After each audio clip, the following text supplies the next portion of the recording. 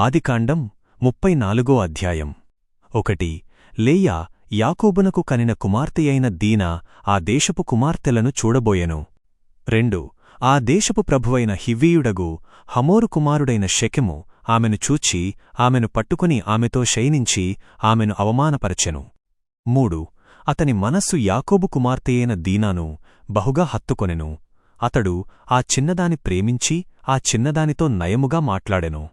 4 మరియు షెకెము ఈ చిన్నదాని నాకు భార్యగా ఇప్పించుమని తన తండ్రియైన హమోరుతో చెప్పెను. 5 అతడు తన కుమార్తెయైన దీనాను అవమానపరచినట్టు యాకోబు వినెను. అప్పుడు అతని కుమారులు పొలములో తన పశువుల యొద్ద ఉండిరి గనుక వారు వచ్చువరకు యాకోబు ఊరకుండెను. 6 షెకెము తండ్రియైన హమోరు యాకోబుతో మాట్లాడుటకు అతని యొద్దకు వచ్చెను. 7 యాకోబు కుమారులు ఆ సంగతి వినగానే పొలము నుండి వచ్చిరి. షెకెము యాకోబు కుమార్తెతో శయనించి ఇశ్రాయేలులో చేయదగని దుష్కార్యము చేసియున్నందున ఆ మనుష్యులు దుఃఖపడి బహుగా కోపగించుకొనిరి. అట్టి కార్యం చేయదగనిది. 8 హమోరు వారితో మాట్లాడి, నా కుమారుడైన షెకెము మనస్సు మీ కుమార్తెను బహుగా అపేక్షించుచున్నది. దయచేసి ఆమెను అతనికి భార్యగా ఇమ్ము. 9 మరియు మనము వియ్యమందుదుము. మీ కుమార్తెలను మాకు ఇయ్యుడి, మా కుమార్తెలను మీరు వివాహము చేసికొనుడి. 10 మీరు మాతో కూడా నివసింపవచ్చును. ఈ దేశము మీ ఎదుట ఉన్నది. దీనిలో నివసించి వ్యాపారము చేసి దీనిలో ఆస్తి సంపాదించుకొనుడని చెప్పెను. 11 షెకెము ఆమె తండ్రితోనూ ఆమె అన్నలతోనూ నామీద మీకు కటాక్షముండనీయుడి. మీరు నాతో ఏమి చెప్పినను నేను ఇచ్చెదను. 12 కన్యాశుల్కమును కానుకను మీరు నా యొద్ద ఎంత బహుగా అడిగినను మీరు నాతో చెప్పినట్లే ఇచ్చెదను. ఆ చిన్నదాని నాకు భార్యగా ఇమ్మనెను. 13 షెకెము తమ తోబుట్టువైన దీనాను అవమానపరచినందున యాకోబు కుమారులు షెకెమునకును అతని తండ్రి అయిన హమోరునకును కపటముగా ఉత్తరమిచ్చి ఇట్లనిరి.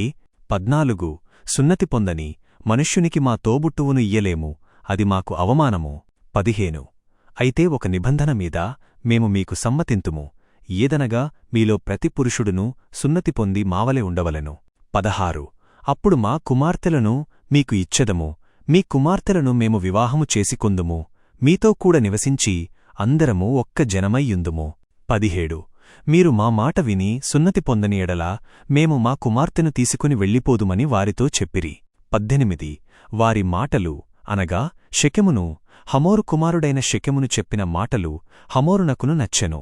19 ఆ యౌవనస్థుడు ఆ కార్యం చేయుటకు ఆలస్యం చేయలేదు, ఎందుకనగా అతడు యాకోబు కుమార్తె మీద మోహపడెను, మరియు అతడు తన తండ్రి ఇల్లంతటిలో ఘనుడైయుండెను. 20 హమోరును అతని కుమారుడైన షెకెమును తమ ఊరి గుమ్మమునొద్దకు వచ్చి తమ ఊరివారితో ఇట్లనిరి. 21 ఈ మనుష్యులు మనతో సమాధానముగా ఉన్నారు గనుక వారిని ఈ దేశములో నివసింపనిచ్చి వ్యాపారము చెయ్యనింతము. ఇదిగో ఈ దేశము వారి పట్టుటకు చాలినంత విశాలముగా ఉన్నది. మనము వారి కుమార్తెలను వివాహము చేసికొందుము, మన కుమార్తెలను వారికిచ్చెదము. 22 అయితే ఆ మనుష్యులు మనతో నివసించి మనము ఒక్క జనమయ్యుండుటకు ఒక నిబంధన మీదనే సమ్మతింతురు, ఏదనగా వారు సున్నతి పొందియున్నట్లు మనలోని ప్రతి పురుషుడునూ సున్నతి పొందవలెను. 23 వారి పశువులు వారి ఆస్తి వారి మృగములన్నీయూ మనవి కావా? మనము వారికి సమ్మతించిన ఎడల వారు మనతో నివసింతురని చెప్పిరి. 24 అప్పుడు ఆ ఊరి గుమ్మమునొద్దకు వచ్చిన వారందరూ హమోరు యొక్కయు అతని కుమారుడైన షెకెము యొక్కయు మాట విని ఆ ఊరి గుమ్మమునొద్దకు వచ్చిన పురుషులందరూ సున్నతి పొందిరి.